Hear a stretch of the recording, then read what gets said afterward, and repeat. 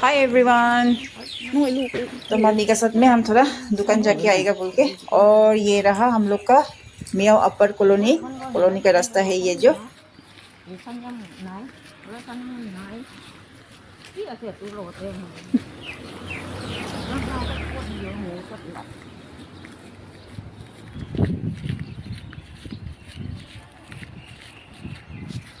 और ये है मियाओ का ये केंद्रीय विद्यालय स्कूल।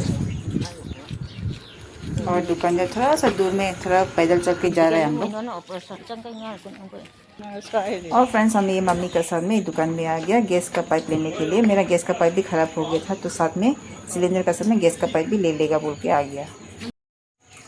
और गैस का पाइप लेके वापस जा रहे हैं हम लोग। और थोड़ा सा धूप भी निकल रहा था तो इतना गर्म लग गया। ऊपर से सिलेंडर उठा के गर्म लगा, ऊपर से फिर धूप भी थोड़ा सा निकल गया तो इतना गर्म लग रहा था।